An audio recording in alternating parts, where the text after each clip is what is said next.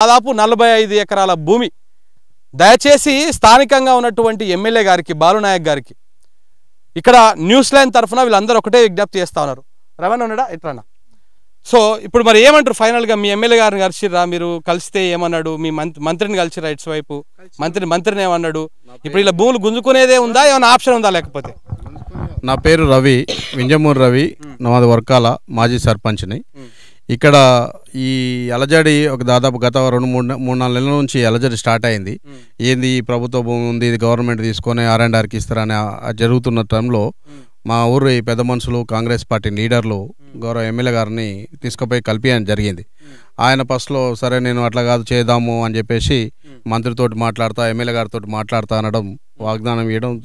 మాట ప్రకారమే పొంగులేటి రెవెన్యూ శాఖ మినిస్టర్ గారికి, పొంగులేటి శ్రీనివాసరెడ్డి గారికి తీసుకుపోయినప్పుడు అక్కడ గౌరవ కలెక్టర్ గారు కూడా అందుబాటులో ఉండడంతో ఈ భూములను తీసుకోవద్దమ్మా, వాళ్ళకే ఉంచండి అని చెప్పి వీళ్ళకు మభ్యపెట్టి పంపించారు. పబ్లిక్ నోటిఫికేషన్ రాకముందు అని చెప్తే వీళ్ళు కూడా సరే మంచిది, మినిస్టర్ గారు మంత్రి గారు మాట ఇచ్చారు కదా అని చెప్పేసి వీళ్ళు వచ్చిర్రు. మళ్ళీ తర్వాత వచ్చి ఎమ్మెల్యే గారి కాడికి వెళ్ళి ఆడ మంత్రి కాడికి పోయిన రోజు వచ్చి ఇక్కడ సర్వే చేసారు గవర్నమెంట్ వాళ్ళు. ఇక్కడ సర్వే చేశారు. ఇక్కడ మళ్ళీ తెల్లారి మళ్ళీ సర్వేకి వచ్చిరని మళ్ళీ బాలనాయక్ గారి కాడికి మన లీడర్ తీసుకుపోతే ఇక అది మనం ఆపేటట్లేదు, అయిపోయింది.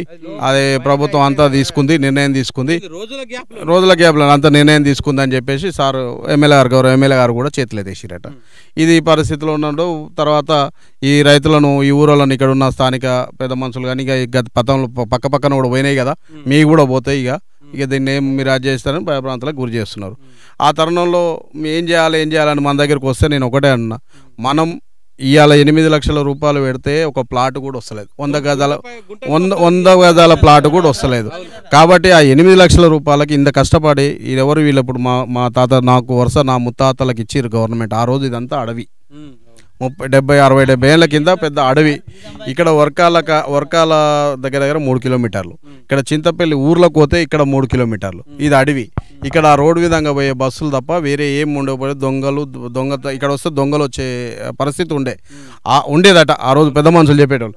చెట్ల పొలం అనేది దీన్ని 173 సర్వే నెంబర్ చెట్ల పొలం అనేది. ఈ చెట్లన్నీ మొత్తం అడవిలాగా ఉంటే ఎవడు కొట్టుకున్న దానికి అప్పుడున్న పటేళ్ళు, పటవర్గిర్లు మీరు ఎంత కొట్టుకుంటే అంత పట్టాలు చేసి ఆ రోజున గవర్నమెంట్ ప్రకారం, ప్రభుత్వం ప్రకారం ఒక ప్రొసీడింగ్ ఇచ్చి పట్టాలు తీసుకొని దీని మీద బతుకుతున్నారు. ఒక్కో రైతు కాయలు ఎకరన్నర, ఎకరం 20 గుంటలు, 2 ఎకరాలు 10 గుంటలు అట్లా పెద్ద కుటుంబాలను బట్టి ఇస్తే వాళ్ళకి ఇప్పుడు వచ్చే వరకు 30 గుంటలు, ఎకరం గుంటలు, 20 గుంటలు, ఎకరం 12 గుంటలు ఇట్లా రకరకాలుగా అయింది. దాదాపు 42 మంది రైతులు అయ్యారు. ఇప్పుడు దీంట్లో ఒక్కొక్క రైతు బోర్ల మీద కానీ, బావుల మీద కానీ వాళ్ళ కష్టార్జితాన్ని అంతా అక్కడక్కడ కూలి కనుక్కోవాలి. ఈ భూమి ఉంది కదా, దీన్ని డెవలప్ చేసుకోవాలని ఈ చెట్లు కొట్టేయడం, ఈ వర్రలు వాంపులను కూడిపేసుకోవడానికి కోసం కష్టం చేసుకొని అక్కడక్కడ కూలు సంపాదించుకున్నదంతా తీసుకొచ్చి ఇన్వెస్ట్మెంట్ దీని మీద పెట్టుకున్నారు. బోర్లు ఒక రైతు ఇప్పుడు మీకు చెప్పిన రైతు గండికోట అంజయ్య, గండికోట చంద్రయ్య, వాళ్ళ కుటుంబం గండికోట సీను, వీళ్ళు నలుగురు అన్నదమ్ములు దగ్గర 28 బోర్లు వేసిరట.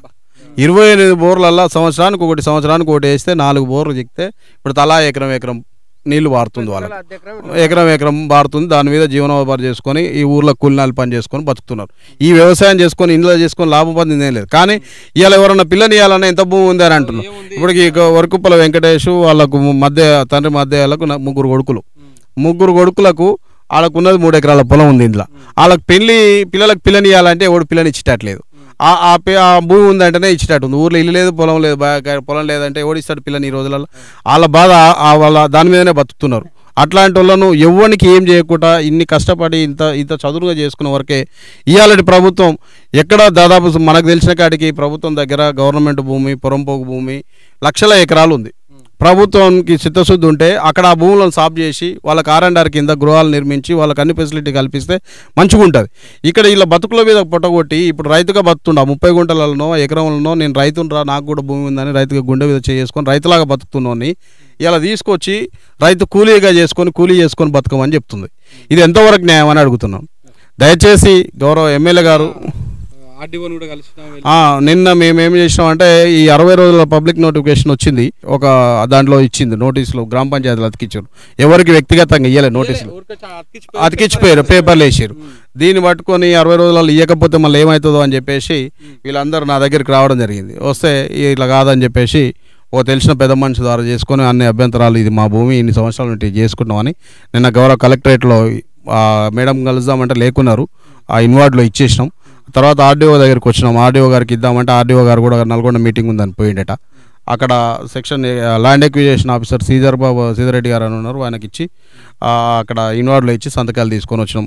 మా భూములు మాకు ఇవ్వండి సార్, వద్దు తీసుకోకండి, మాకు ఇది తప్ప వేరే భూమి లేదు. ఇందులో మనం ముఖ్యంగా గమనించాల్సింది ఏంటంటే ఈ 42 మంది రైతులలో ఒక 4-5 తప్ప మిగతా ఎవ్వరికి కూడా ఒక సెంటు భూమి ఎక్కడ లేదు. జీరో, మొత్తం జీరో అంటే జీరో. ఈ ప్రభుత్వానికి చిత్తశుద్ధి ఉండి R&R కింద చెరువులు కట్టడం ప్రజలకు ఇవ్వడం మంచి ఉద్దేశమే. కానీ అలాంటప్పుడు అక్కడ ఎవరినో నిర్వాసితులను తీసుకొచ్చి ఈడేసి వీళ్ళని కూడా నిర్వాసితులను చేస్తే ఎంతవరకు కరెక్ట్? నువ్వు ప్రభుత్వ భూమి ఉంది ఇక్కడే మనకు దగ్గర తెలిసిన పులపల్లి రామ్నగర్ శివార్లో 256 సర్వే నెంబర్ 500 ఎకరాలు ఉంది. 500 ఎకరాలు ఉంది. 500 ఎకరాలు అంటే అది సాప్ లేదట. అది సాపిస్ చేయడానికి ప్రభుత్వానికి బర్డెన్ ఎక్కువ అవుతుందట, ఖర్చు ఎక్కువ అవుతుందట. ఇదైతే ప్రజలు కష్టపడి సాగు చేసుకోరు కదా, ఇదైతే తీసుకోవచ్చు. ఇంత ఘోరమా?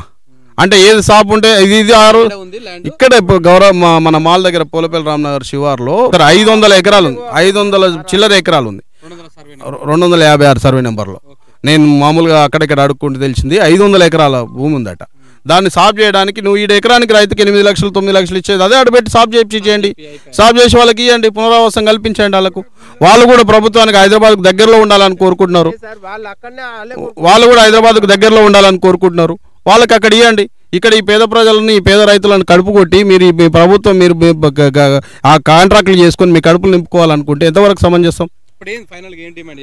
సార్ ఒకటే చెప్తున్నాం, ఈ మీడియా సందర్భంగా గౌరవ ఎమ్మెల్యే గారికి, గౌరవ ముఖ్యమంత్రి గారికి, కాంగ్రెస్ ప్రభుత్వానికి ఏ విధంగానైనా మా ఊరు ప్రజలకు న్యాయం చేయాలి, అన్యాయం చేయకండి. ఈ రైతులను తీసుకొచ్చి కూలీలను తయారు చేయకండి. గవర్నమెంట్ను వీళ్ళందరూ తెలియక గవర్నమెంట్లు మాకు న్యాయం చేసేయని చెప్పేసి మిమ్మల్ని ప్రభుత్వంలోకి తీసుకొస్తే మీరు మా ప్రభుత్వంలో ఉన్న రైతులుగా బతికి మమ్మల్ని రోడ్డు విదేశీ కూలీలుగా బతికి చేయడం ఎంతవరకు న్యాయం?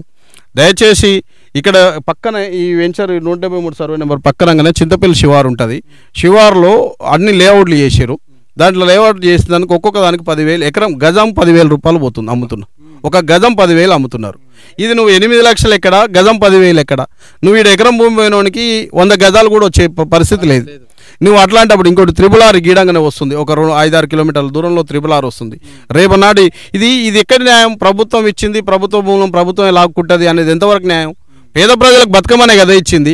ఇవాళ పేద ప్రజల దగ్గర నోరు కొట్టి మళ్ళీ వాళ్ళ దగ్గర ఎట్లా తీసుకుంటావు? మీకు ఆయననే రాసిచ్చినాం ఆ పత్రాల విధంగా అంటే ఆయన రాసిచ్చింది వాస్తవం. ఏమని రాసిచ్చి ఈడ ఒక రిజర్వాయర్ పడుతుందా? ఈడేదైనా గనులు వెళ్తున్నాయా? ఆ గనులు వెళ్తున్నాయి ఈడంగా ఏమైనా రోడ్డు పోతుందా? ఏ రకంగా మీరు ఆ ప్రకారంగా తీసుకుంటారు? దయచేసి ఈ సమస్యని ఇక్కడ ఈ భూములను తీసుకునే ప్రయత్నాన్ని విరమింపజేసుకొని అక్కడ ఆ నిర్వాసితులకు మరొక చోట పునరావాసం కల్పించి మా గ్రామ ప్రజలని రక్షించాల్సిందిగా ప్రభుత్వానికి విన్నవిస్తున్నాం. ఒకవేళ ఇది కూడా ఖచ్చితంగా తీసుకోము అంటే మాత్రం పెద్ద ఉద్యమాలు జరుగుతాయి. దీనికి ఎంతకడికైనా ఉద్యమాలు చేయడానికి రెడీగా ఉన్నారు మా ప్రభుత్వం. మా ఊరు గ్రామ రైతులు ఉన్నారు, ఊరోళ్ళు కూడా కలిసి వచ్చేయడానికి అవకాశం ఉంది. అందరూ వచ్చి దీని మీద పెద్ద యుద్ధం అయితే చేయడానికి రెడీ ఉన్నారు. మా భూములను మేము కాపాడుకోవడానికి అయితే ప్రయత్నం చేస్తాం.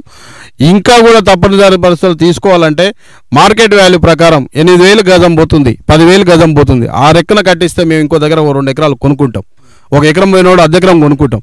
అది కనుక్కోకుండా ఏది లేకుండా మమ్మల్ని భూములు తీసి రోడ్ల మీద పాడేస్తే మాత్రం ఈ ప్రభుత్వానికి ఖచ్చితంగా తగిన మూల్యం గుణపాఠం చెప్పాల్సి వస్తుంది. రాబోయే ఏదైనా ఎలక్షన్లనైనా ఎన్నికలైనా ఏ రకంగానైనా తగిన బుద్ధి చెప్పాల్సిందే, చెప్తాం ఖచ్చితంగా. దయచేసి ఈ సమస్యను మాత్రం ఇక్కడ నుంచి విరమించుకోవాల్సిందిగా మనవి చేస్తున్నాం.